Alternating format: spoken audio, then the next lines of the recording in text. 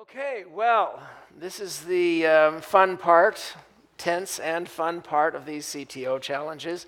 When I do the smaller ones for industry or when we did the TV shows, the procedure was very, very different. I was much more closely involved. But we've learned the hard way that it's best for the challengers to keep some distance from this team and let them roll, especially since they contain so many dynamic individuals and the topic is so stimulating. I'm told that this topic was so stimulating and this group so wonderful that what we've had was just basically a tidal surge of interest and of creativity. If any of you over there can't see some of these materials, there are seats over there to switch to, but this is only one slide. You'll probably be able to see the slides over there. The problem is, of course, that the judges, Professor Nate Lewis and I, are going to have some difficulty seeing. Right there. We can see right Oh, great. All right, that will help a lot. Okay, so you guys have been busy for 48 hours. At this point in the ArchiTechs challenge, the Architect challenger stands in front of you and says, "Lady, gentlemen, you know, what have you done?" We have Ty Carlson. Replacing Tom Curran, we have Monica Harrington. We have Chris Halvorsen, Eric Openshaw, Larry Smar, and Jerry Woodall. And they're ready to wow us. And remember the rules. We have to look very skeptical the whole time. Okay. And they'll cue the tense music while we confer and decide whether they are allowed to pass this word onward and upward. I should probably first acknowledge that we begged and we borrowed and we stole help from the audience. And in particular, we'd like to acknowledge David Winkleman, who has created these absolutely great illustrations of the thought patterns. But also, among others, Mike Maurer, Simon Bisson, Robert Anderson, Jim Fazio, Rudd Brown, Bruce Steins.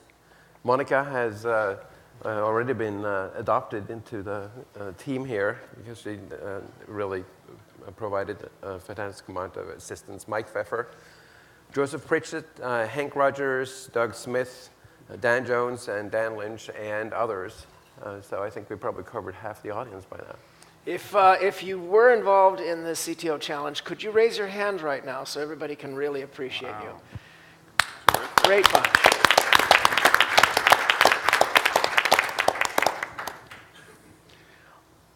Wow us. Okay. So taking on the challenge, I may find myself standing up simply because the energy leads me that way. I'll just acknowledge that right now and we'll go from here. It's a lot more fun.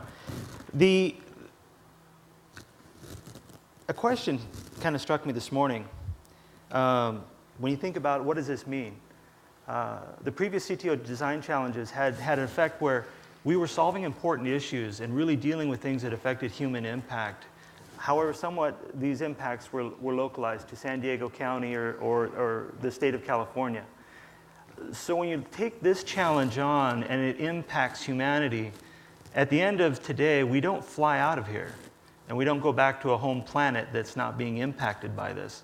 So there's serious impact here. And one of the things I was thinking about is, you know, from looking at the Climate Refugee movie, if a tree falls, you know, on the island of Tuvalu, and it falls into the ocean, does anybody hear it?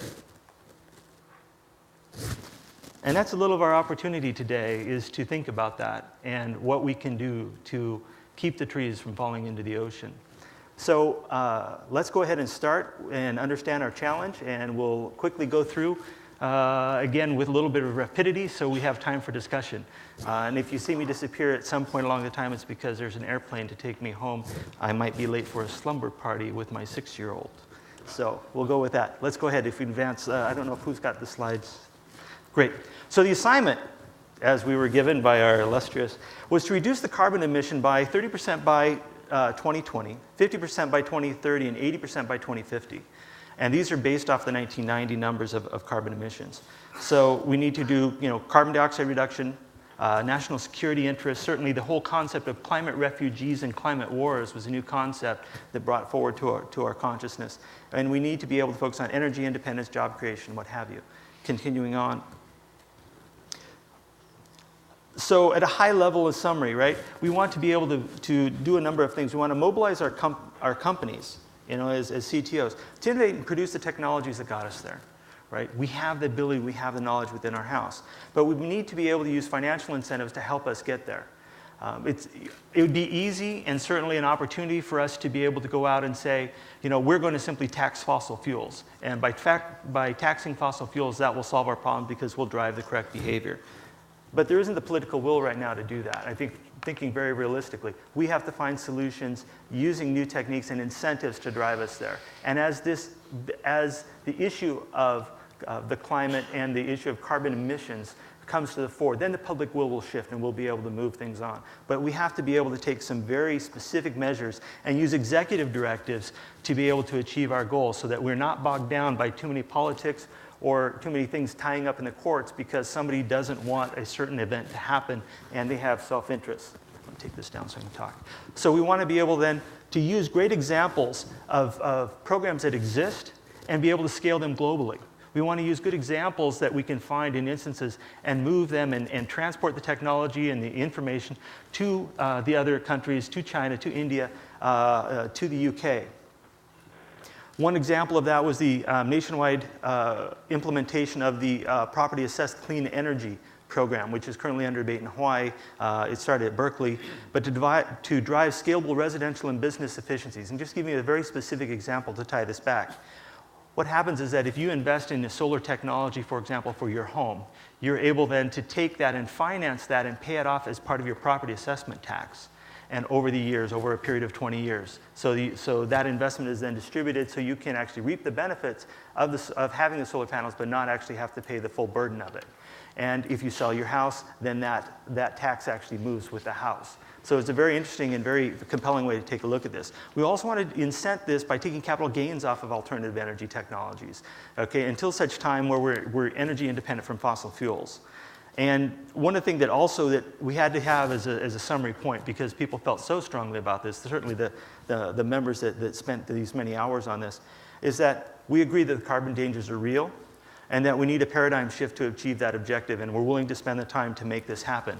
Because ultimately, and borrowing a comment from Bill Gates Sr., was we're all in this together. More so than anything else we've ever solved here, we're all in this together. Go ahead. So let's talk about new ways of thinking, how we can drive this technology forward and what technologies we can use. We want to think differently about this and think about solar and using these technologies. And we look at the different technologies of solar, nuclear, wind, and clean coal. What we want to do is use the best technology, the cleanest technology we can to the best of our ability where most appropriate. And we want to think about it in new ways. So think about where we could put solar in public right-of-ways. Right? We have access along the highways. We have access under transmission lines. A discussion that came up was, putting solar beneath wind farms, right? Areas that we haven't used. Think about one of the challenges of energy is you want to produce energy locally and not take the transmission tax, basically the line loss or conversion loss of transmitting this energy as well.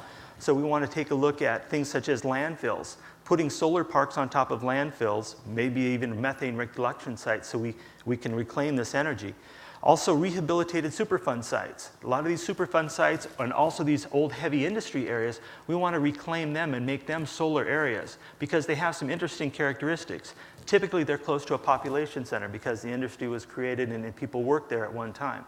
Secondly, they have electrical infrastructure with transmission lines and capabilities to be able to access that site with good connectivity to the grid. We also take a look at symbiotic type relationships. One of the things that we talked about last year was the 20% of California's energy is used to move water. Okay, and we came up with a concept of covering the aqueducts that run for miles and miles and miles with solar panels to achieve two things. One, save water, and two, use the energy from the solar panels themselves to move the water. And we need to think about these problems in a different way. Everyone thinks about having water now and we just run pumps when we need them. Let's start thinking in a different way that let's run pumps when there's solar energy available. and we start storing water in different places. So we move water and we start time shifting, just as we've done with our TiVos and other things of time shifting our experiences. Let's time shift our water movement to where we have the energy available, so we aren't trying to convert it and store it in a battery and take all the losses of storing it in a battery, when all we need to do is, let's just store the water. So come up with new relationships, of symbiotic relationships, to be able to do that. And then take a look at the legacy systems that we've had. Many systems that we've existed with are just assumed in our world. We haven't really rethought them. They work and they're reasonably efficient, but what happens if we really just rethought the whole problem itself? Think about wastewater treatment plants, right? Something that we move a lot of water, it's heavy, takes a tremendous amount of pumping, chemicals, and all this treatment. When in actuality, we could just use a natural flow of a wetlands and use the biological capabilities of the nature to correct these behaviors. We certainly have seen them before. It sets up a natural wetlands area for them, and it's certainly something that we should be investing in instead of wasting our energy in doing something that nature can do better herself. So let's think about how do we re-engineer legacy systems. Let's go ahead and move on. We also want to take some ideas and take action. And we talked about executive direction. We do need to take some very clear steps. And the reason why we need to take clear and directed steps now are that we need to send a clear message, and we need to enable and kickstart the ecosystem for solar energy, for clean energy, these alternative energy producers, to know and be able to do financing deals and to get the funding they need to develop and innovate new technologies. We need to kickstart this. So do things such as banning any new coal plant that doesn't have carbon capture and offset capabilities. Some people can say, okay, carbon sequestration, not sure that all is going to work. Well, we certainly can do carbon offsets. There's something that's very clear that we can do there and work to that. We can create incentives to upgrade parking garages and have electrical plug-in parking, right, for the prime spots to encourage the correct behavior. But we can also cover these parking garages with solar panels. So at the same time, solar panels are actually charging the cars that are parked beneath them. Wow, what an idea. We're not transmitting this thing more than a few feet. Very efficient designs that we can do, and then put the energy in the cars during the day. Another concept that came out of this was also, that was discussed by Laureate, was, what about buses, right? What about putting solar panels on top of buses? We certainly have thin films to be able to do that. And he had an interesting comment. He says, when you do this, you don't try to power the bus, but you do something that's really smart. You use that energy towards something that can be handled by the system, such as air conditioning in the car or in the bus. Perfect idea, right? Because, you think about being in Washington State and Seattle where it rains a good part of the time. Having a solar panel on top of your car isn't really going to do a lot. It will give you some power, but not maybe all you need. But the day that you need air conditioning, you certainly have sun. So some really good ideas about how to rethink these problems. Okay, let's keep moving because time is an issue. So we want to be able to mandate governments to adopt strict energy efficiency improvements, building codes, street lighting, things that you think of. Let's go ahead and we're going to fire this thing down the line. We want to be able to convert government vehicle fleets to at least 50% of alternative energies to help kickstart the market. The government can be the best and first customer here, because it makes perfect sense. We're paying for all this anyway. Let's get more efficient. Even if you don't agree with the with the climate change issue, this is the right thing to do anyway. I think that's a really important point to resonate, is even if you don't agree with the carbon thing, these are the right steps that need to be taken to have an efficient society where we're optimizing our resources. Let's go. Go back? No, forward. So we want to be able to derive dramatic increases in energy efficiency through incentive programs and education. Education is going to be essential. The millennials and the new generations coming up understand this. They want to be a part of it. Let's educate them and empower them to actually drive the change that needs to happen.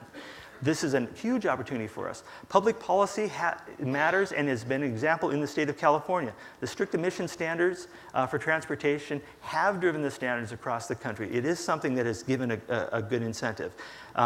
We need to also have a stair-step model of increasing the efficiency of the cars so that people can plan and innovators know that there will be a return on investment for these technologies, because the law is changing to allow us to have cleaner emissions. So we want to raise the bar.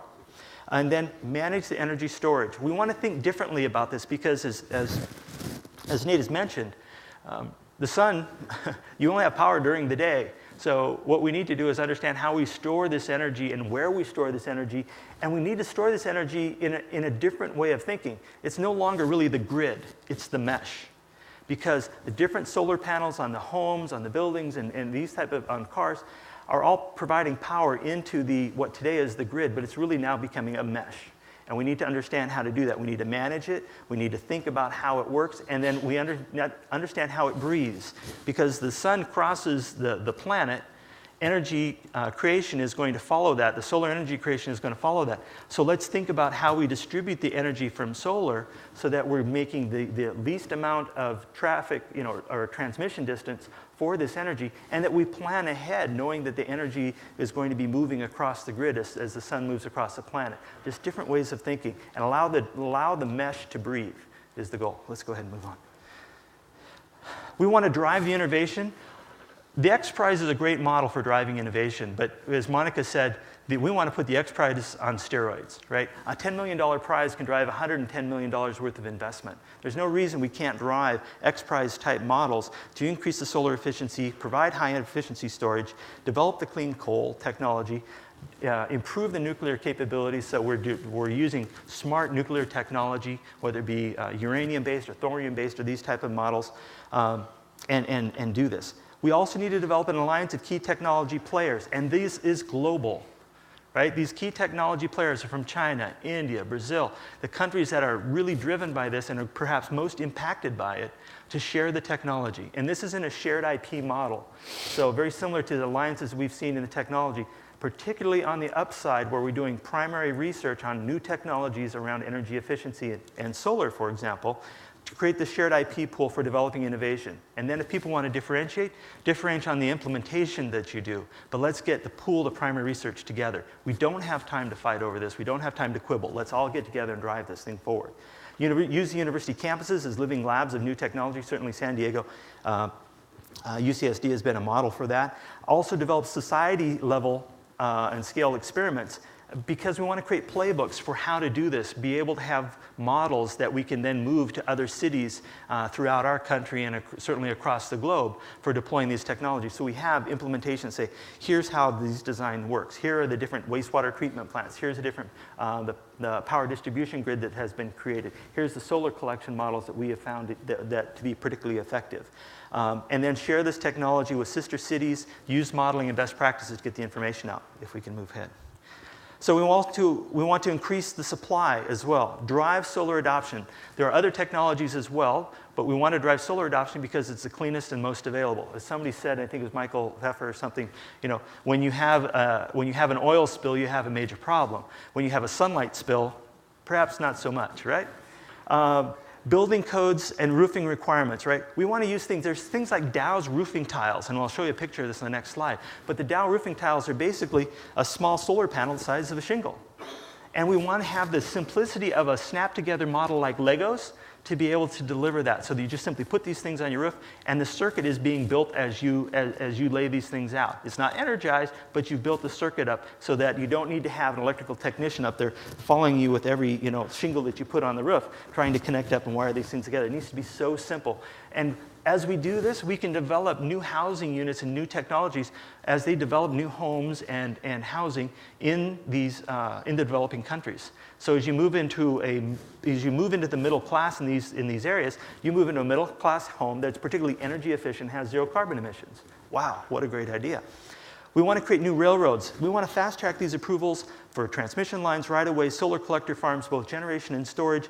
We also want to be able to move the nuclear plants forward as well. The nuclear plants are going to age out by 2050, so we have to plan ahead, because when the sun goes down, we still have to have baseline power capabilities. And nuclear is going to give us that ability to be able to do that. But we have to plan not only should we be able to build new plants, but we must remember that these plants are their lifetimes are limited, and we have to plan to replace these plants. And things that we can do is, build another plant in the same area so that we plan to do this transition. Otherwise, we're simply going to run out of baseline power.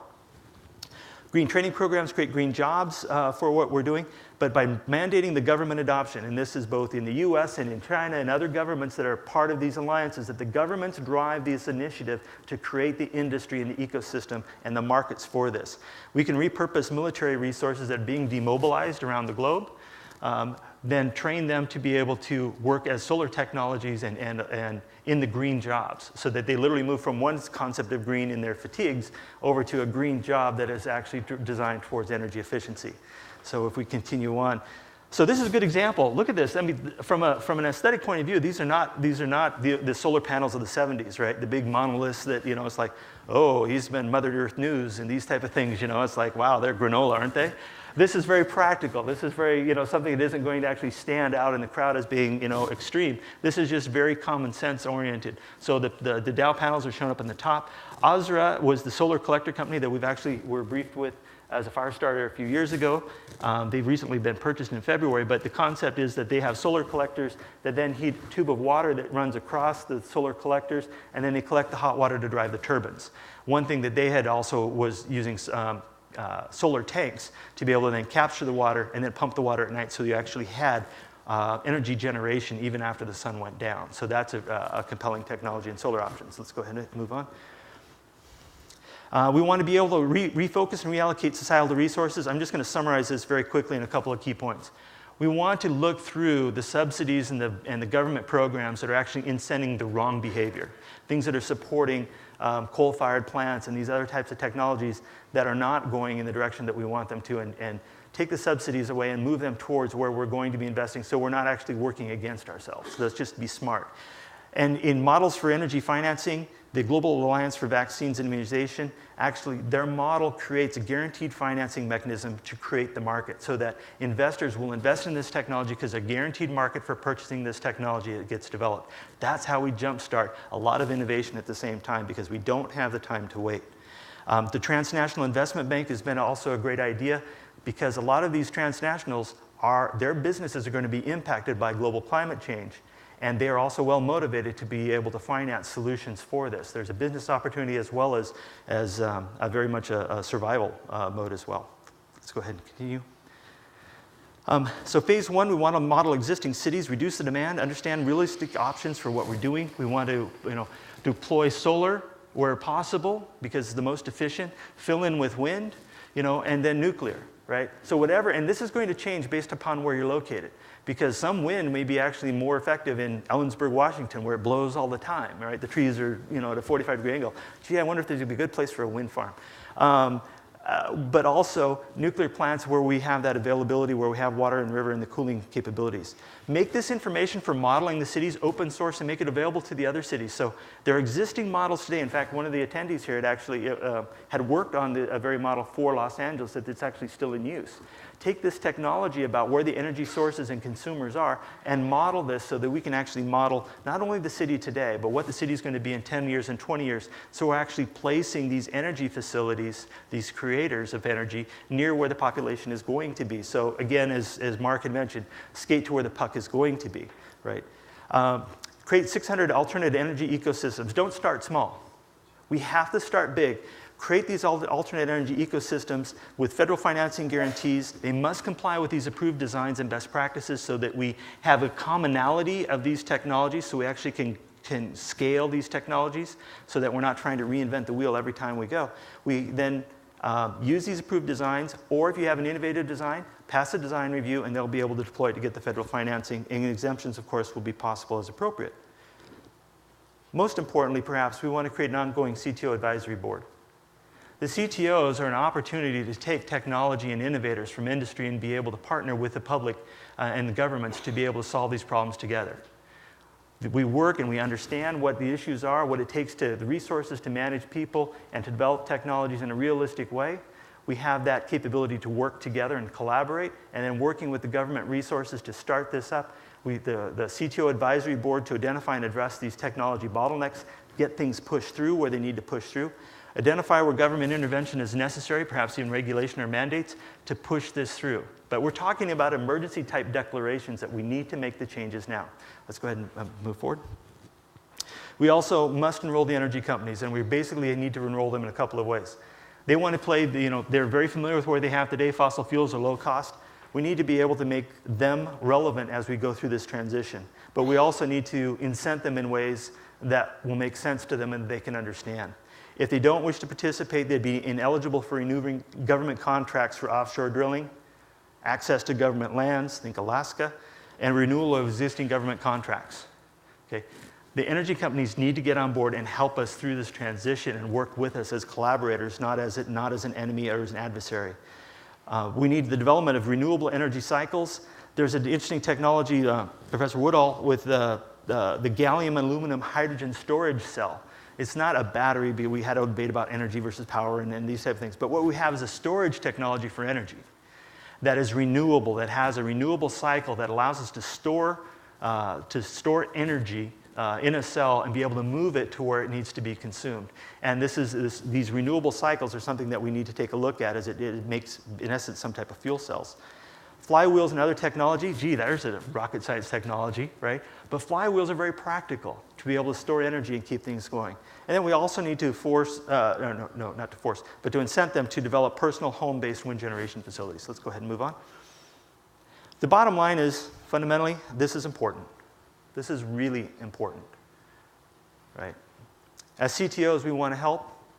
We certainly, as members of the FiRe community, we clearly saw that everybody wants to help. This is not something that affects one or two people. This affects us all. And we certainly were overwhelmed by the support that everybody showed for this, and we want to thank you. We are uniquely qualified to formulate the solutions. We do this every day. We've delivered innovations, and we're committed, and we want to continue the dialogue because we are all in this together. So on behalf of the panel, I thank the panel members. I appreciate the opportunity to speak. But that is, sir, we hand that back to you for the challenge. We have responded, and now we await your judgment and your feedback. Thank you. All right. Good job. First off, any of the other members of the panel want to chime in here? Eric, Jerry, Chris? Well, I'd only add that this is clearly an electrifying subject that does not lack for opinions from everyone on all aspects of this. And it was remarkable to sit in the room and watch the passion, the true passion for this topic. Monica? Yeah, the thing that just struck me about this is that from a broader perspective, we're not going to get traction on this unless we can communicate the urgency of it. And one of the things that I see is that the scientists, to a huge percentage of the audience, the scientists are thought of as these people who are separate. They live in a different world. They research these issues, but they're not practical. And I think the key thing, the unique contribution that the CTOs can make from a communications perspective is that we're the practical guys who get stuff done. We're the innovators who are going to drive this forward. We believe in this, and what the scientists are talking about, we actually believe the evidence that we've seen. There has to be some sort of call to arms from the technology community around these issues. So do you see your role after this meeting as going back to your own home companies and trying to create task forces within your companies, within your corporate communities of companies, and then lacing these groups of CTOs, these groups of company-supported strike teams together to continue discussions about things like this? Is this something that you envision happening out of this? I think that those kind of local company-focused initiatives around green are important, but I think the main realization that we had through this was that we need to really step it up and get to a larger scale, university campus scale, city scale, societal scale initiative, and that you could be lulled into just a sense of comfort almost by having your local green initiative But some of your companies are very large and very influential. And the appearance of having some of the most bold and high-tech companies behind an initiative could help to counterbalance the notion that some parts of corporate America are standing in the way of these things, to have an equal number of the really Yeah, but I think you want to have that mobilization be of a scope beyond those individual companies. And how do you envision your report inspiring this higher level, broader series of actions? Do you expect legislation, for example? I can step in. What we want to do is right now, green and sustainable energy and these type of things tends to stop at the corporate parking lot and at the data centers and what have you. So as long as you're at the property boundary, we're energy efficient. If you drive down the road, now you're out of it. And I think that what we get to inspire companies to do is move beyond that parochial thinking of it's about my company to it's about my country, right? And if it's not about my country, the multinational, certainly it's about our globe, right? The global community. And so taking these technologies and the best practices that we are using and actually making them and making that technology available either at free or at a very low cost to be able to continue the innovation that we're doing to provide the benefits to the rest of the community. I think the key thing is that I believe that there's a belief out there that we've still got lots of time to be able to address this issue. And so, again, I think what the CTOs can do is basically say, if we are going to achieve this goal, then we need to mobilize now, because we're the guys, we're the ones who are going to be charged with actually doing it. And in order to do that, just our planning process and the way we work says, start now. So one of the big advantages of what is coming out of this is a public-private partnership. In other words, not just leaving it to the government, but actually having the corporations take a lead role, is that all these large corporations have major facilities in China and India. And between now and 2050, most of that extra energy that would be produced in a high carbon fashion is going to be from the growth of China and India. So having the relationships at high levels of the government in China and India that these corporations have, added to what the State Department and the normal governmental aspects all pushing in one direction coherently, if that can be achieved, that could really transform things, because it's the build out in China and India to create that wedge of energy that will either be high carbon or low carbon. If it actually is built as low carbon from the start, then that's much less cleanup that we've got to do. And so I think that is, to me, one of the things that came out of this that I hadn't thought of before, that is critical to the actual solution of the problem. It's this extra doubling of the global, the extra 10 or 12 terawatts that Nate was talking about, that will largely be built in the developing world. Nathan Lewis, do you have any questions for the panel? Sure. First, I want to let you know I think it was fabulous what you did. We're supposed to wait until the tense music. All right. But I still have some questions. Okay. This didn't mean it was 100%. Okay. We'll give them the 100% after the tense music. And we've touched on a few of these in this discussion, but I'd like to amplify on them. One is that we are, as a country, now mostly trying to grapple with this issue through two mechanisms. One is through the congressional legislative branch, trying to discuss cap and trade and this 1,000-page healthcare equivalent energy bill that has the usual give and take and all sorts of things that no one can really understand. Or through the regulatory process, when either states have renewable portfolio standards that then may or may not be actually enforced, and this patchwork of regulatory issues. Maybe the EPA would step in and try to regulate carbon dioxide.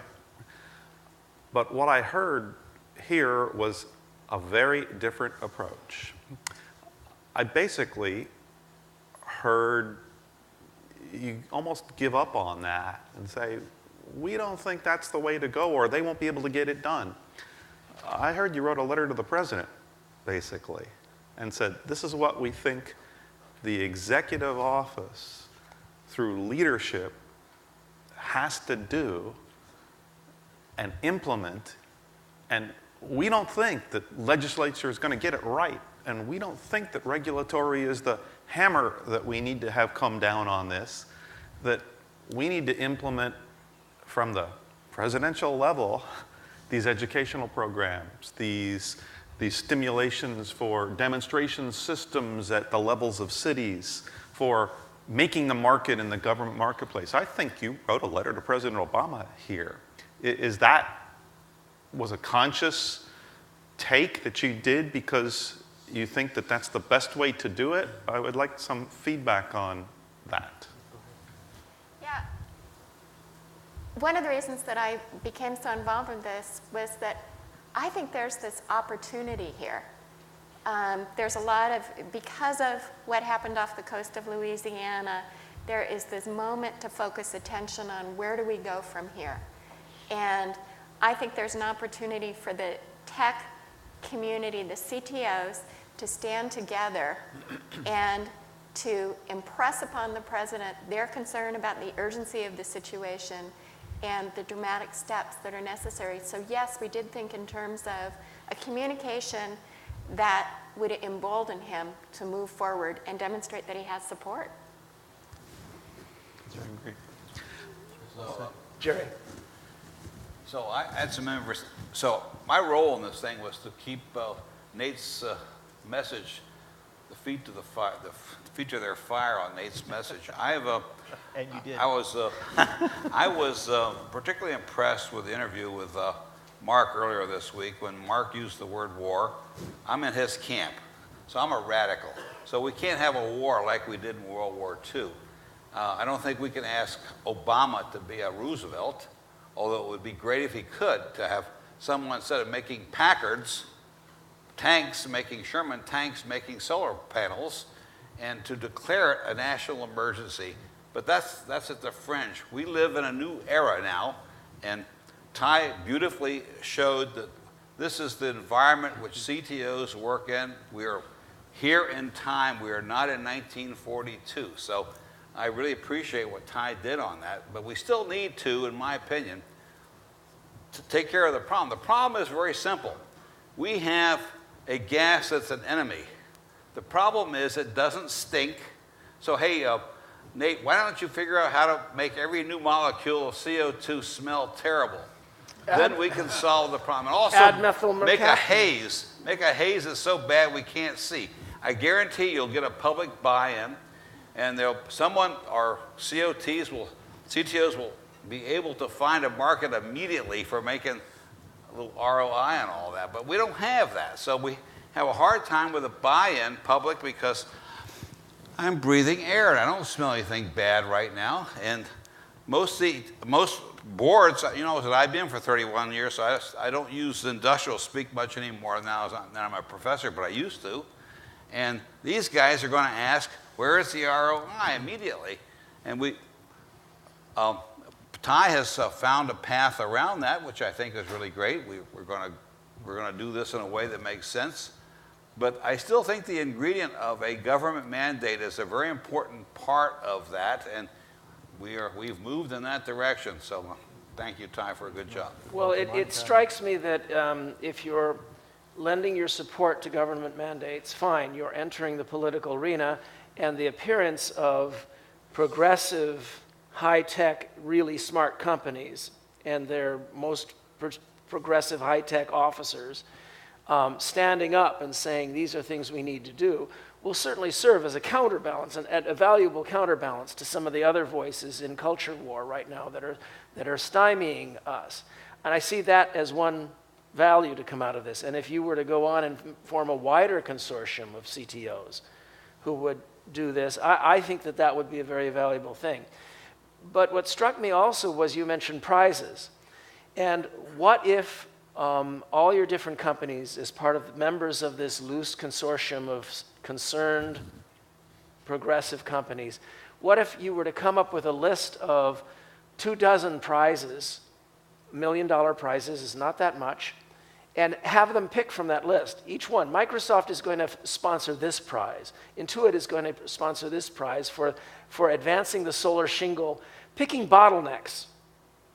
You know, little bottlenecks that are standing in the way of something bursting forth. Specifically, the solar shingle has always been a favorite of mine because I featured it in my 1989 novel, Earth.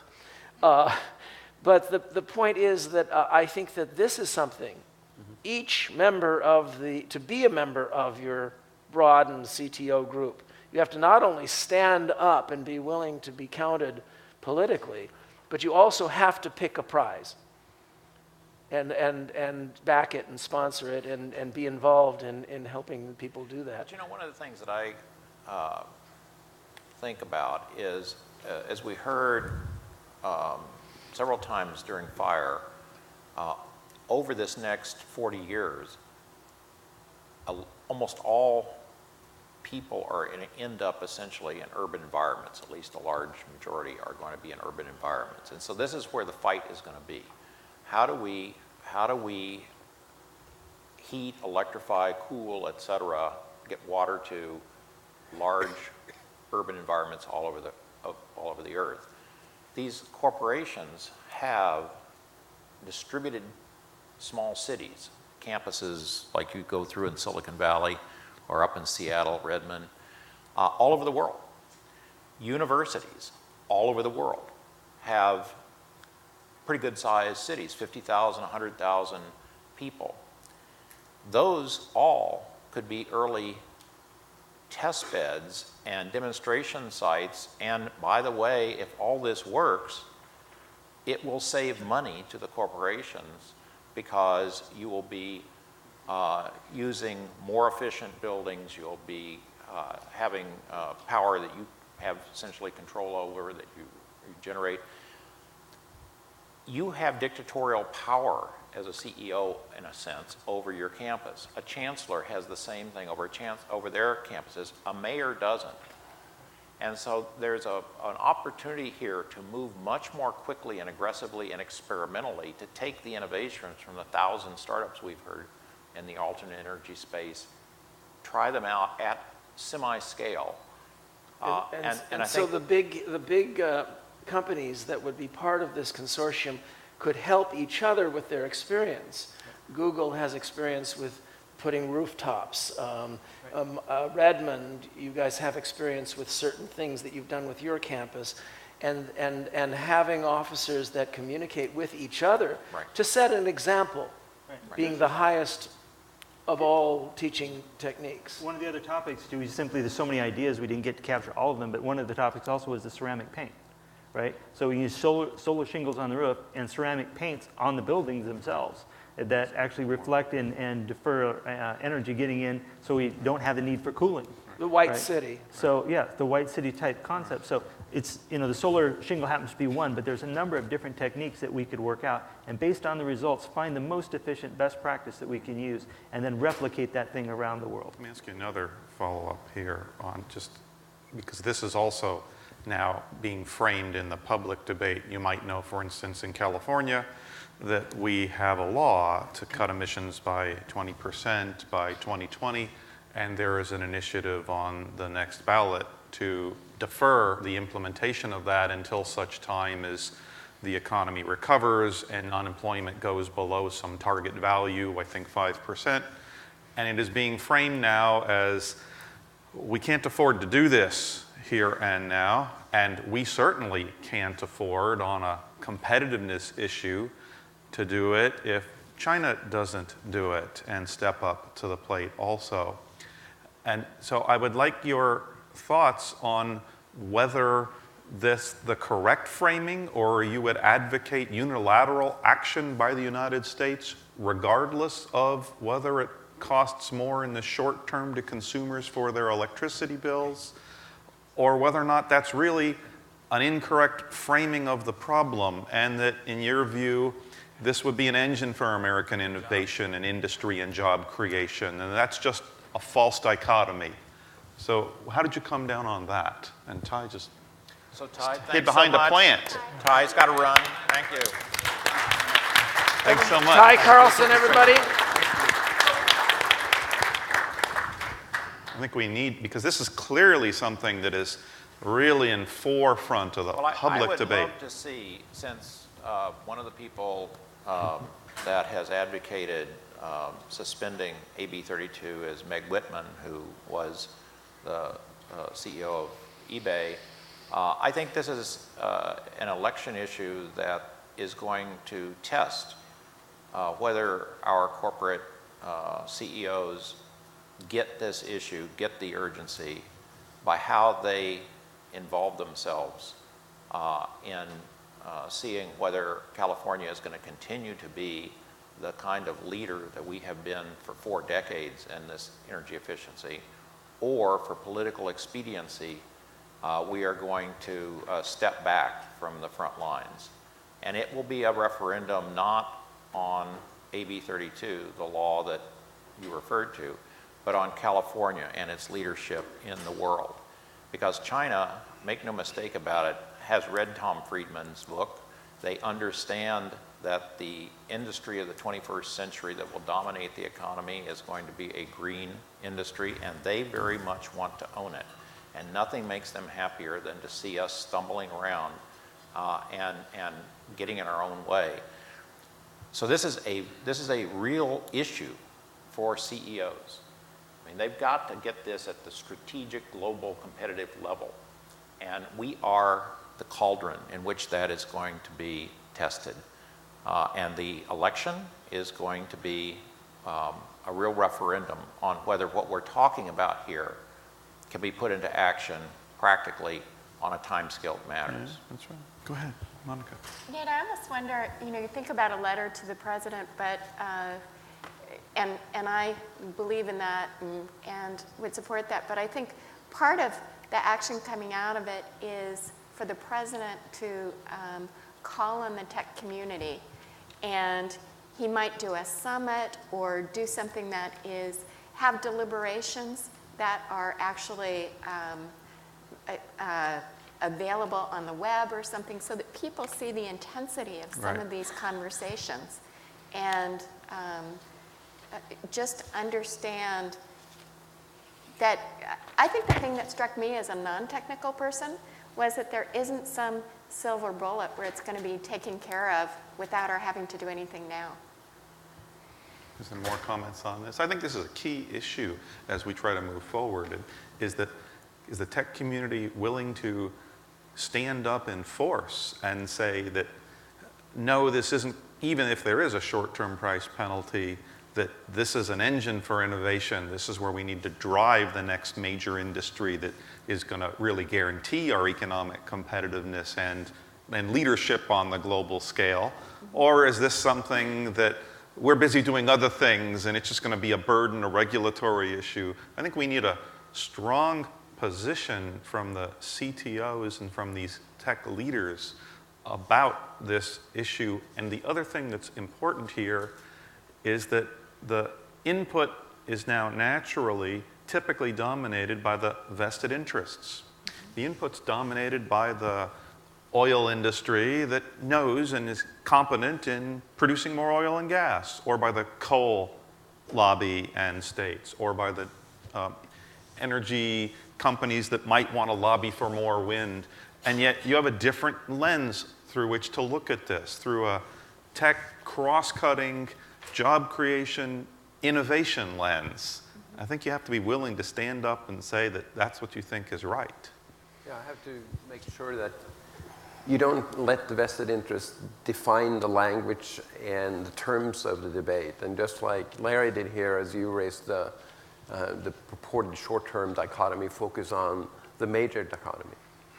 So if I were to summarize what I've gotten out of this, is that you CTOs intend to stay in touch with each other, at least in an informal session, in an informal way.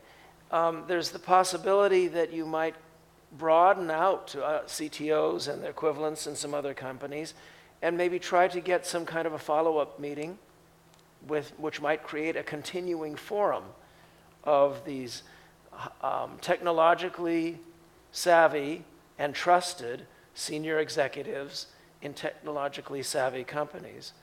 And that among the things on the agenda for such a group would be to how to get their own companies to set a better example on their own campuses, how to get their companies to occasionally stand up and take positions, where en masse, the list of all these high-tech companies could counterbalance some list of troglodyte companies, especially if the issue is timely, like this measure that Meg Whitman supports in California. Possibly pooling technical resources, possibly pooling other resources, possibly getting middling level contributions from the companies to be engaged in both education and in possibly spot bottleneck prizes. Does that sort of summarize some of the things that you folks might be taking away from here as, you know, we've got each other's numbers, let's start some exchanges, maybe talk about holding a meeting and inviting twice as many people in a month. It's that sort of thing. Could I say something? Yeah. I'm here. Oh, yeah. I'm Curran here. As I was listening to all of this is something that's the most important thing that the CTO challenge has, in my opinion, dealt with. I have a few recommendations. One is I would like to ask Mark Anderson to really, from this point on, make all the future ones to follow up on this, have the CTO challenge really report on how this thing is coming along. Why don't we call it something like League of CTOs or the Enlightened CTOs or whatever, and have it become as a group that other CTOs could apply, could join you. You put something on Facebook, have your fans be there. We all in this conference would be your fans, and really have this, rather than you guys convening and meeting on real time, which takes time with all of the different schedules, you have busy schedules, meet regularly on Facebook, go and get millions of people to sign up. And I think if you create the League of CTOs, the next time anybody comes and says that, well, global warming is not scientifically proven, or we are not sure whether we have a carbon problem, the League of CTOs stands up and says, here it is, we have 5,000 members, the top CTOs of the best companies in the planet, and this is our position. It absolutely is a problem, it absolutely is an issue, and scientific community does say this is it, and really become a force of goodness with a lot of grassroots support behind you. And I guarantee you, you go and create that, through my network, we will get millions of people on Facebook to sign up. And, two questions. In their role, do they have to wear spandex? And do I? They have to wear shorts. And in my role, do I have to have a wheelchair and shave more closely? I think this is a terrific notion. It's up to you guys to decide whether you want to form a Facebook group and think about maybe whether or not in a month or two you might want to expand your community, Absolutely. Get it together. Perhaps Nate or I can show up and do another little challenge.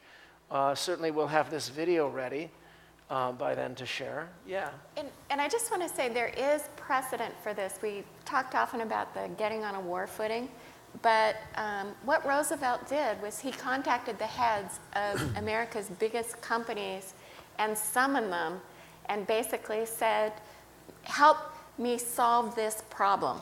And we're in a similar situation here. Right. And I think the other thing that, first of all, Mark Anderson has said that the FiRe software environment, which is getting better and better, is he will offer that to nucleate this group within FiRe to just get it kicked off. But secondly, we talk about startups and how important building companies that can grow over this decade or two so that we get the up and to the right movement. As I said, there are over 1,000 companies that venture capitalists have created in this country. And they've gotten through this first valley of death from innovation in universities or elsewhere to a demonstration. But now there's this second valley of death they got to get across to scale. And it seems to me that what came out of this was if you take the government fraction of government buildings, for instance, the scale of the Defense Department, that if they set a a timeline of getting to more and more alternative energy, like we've talked about with the utilities and their renewable load. This provides precisely the known amount of money that's going to be available to sell into that they're missing right now in these startups. And it's that the thing the United States more than any other country can add is to grow this whole new set of industries that are going to, which we will need to be able to get to the scale that Nate challenged us about, okay? And so, and that, I think, this mechanism that's been talked about here of having the government as an early trusted customer, that's how supercomputers got off the ground. I mean, we could never have gotten anywhere without that. So I think it's a tried and true mechanism. But having the CTOs work with the government to get that guaranteed funding, not which company is going to win, but that there's enough of a income stream to have the fight. That's I think a critical piece we don't have right now. Well, and you know, many of us here have our own little contacts here and there at various locations. Pardon me. I have a young cousin who works as a flunky inside the White House. Fat lot of good that's going to do. But we all can send our feelers out and see where the feedback comes back. We have an old classmate who is Undersecretary of Energy, and he might listen.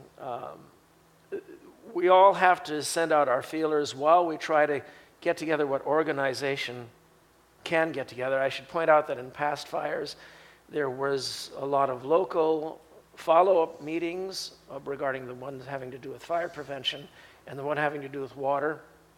So follow-up meetings aren't something that has never happened before. I just have never heard before the notion that we would actually coalesce into something that was ongoing and growing, would reach out to CTOs in other countries, in other companies, and possibly get ourselves fitted for snazzy uniforms. And nicknames, Captain Horsevoice at this point.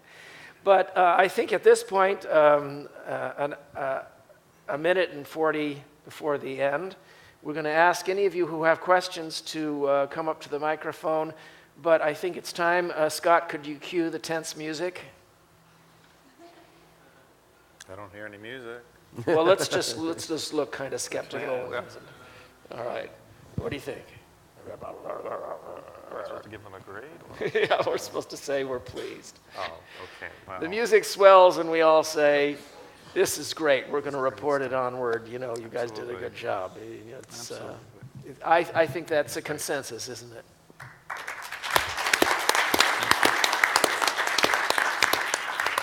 And if you want to see this last scene done right, order a copy of the show from the History Channel.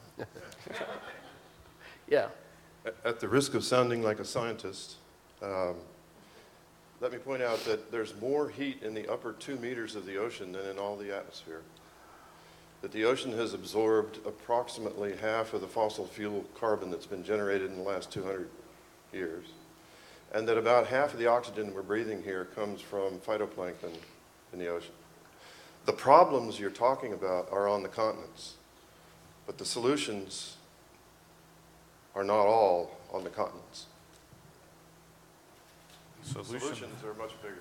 Do you, by the way, while we're at it, do you see any of the geoengineering at sea proposals? I know that the simple-minded dumping of iron did not work well, but what do you think of stirring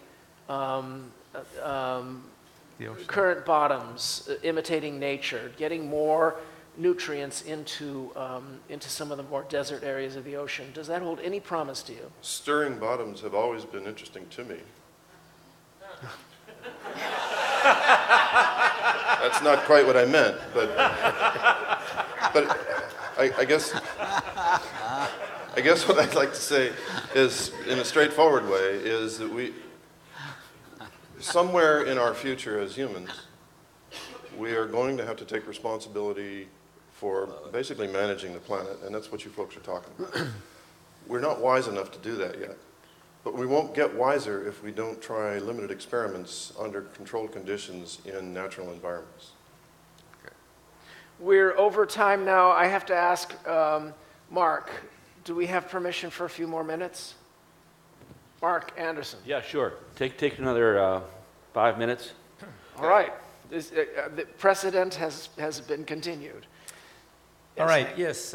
So we in Hawaii tested the will of the people. We asked them how much of a barrel tax they would be willing to put up with, and they told us $3, as long as that $3 is spent on alternative energy.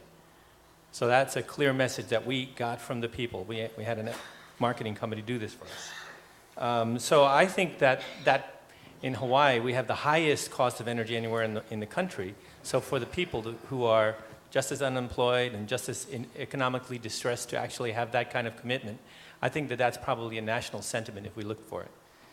I do believe that this panel and this group should send a message to Obama. This is like our chance, and we need a reason, like a Pearl Harbor or a 9/11, which we squandered, to get the president on a sort of a war footing and declare a state of energy emergency. The oil spill off Louisiana could be the thing. It just has to be shaped, a little bit.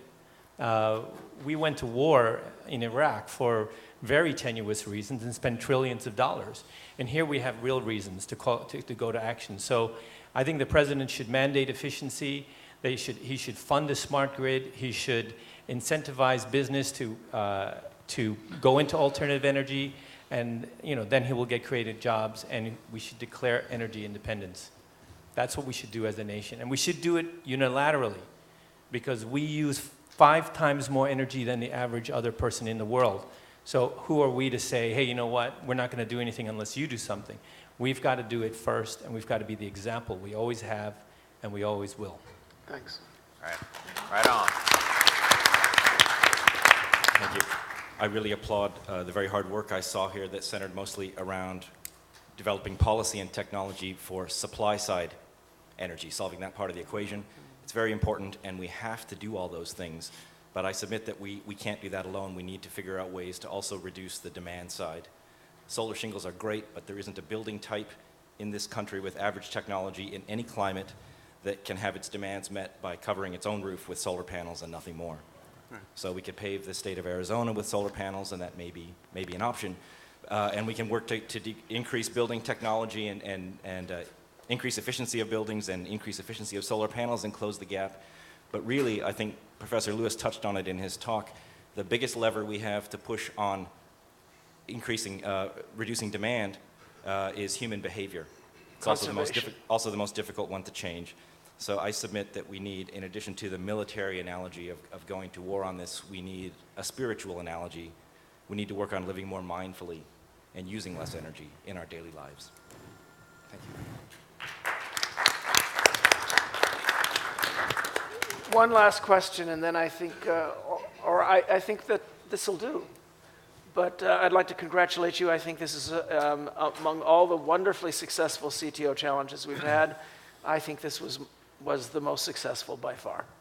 So thanks a lot, and we will be listening to hear from what you guys do in contacting your other CTOs and creating the League of Super CTOs. Thanks a lot, all. Oh, one last thing. There's an easel near the door there. If you had a URL that you wanted people to refer to, that you could post it on that one easel by the back door. I've already posted where David is.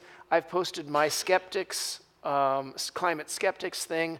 I'll also post the URL for ordering this ArchiTechs show.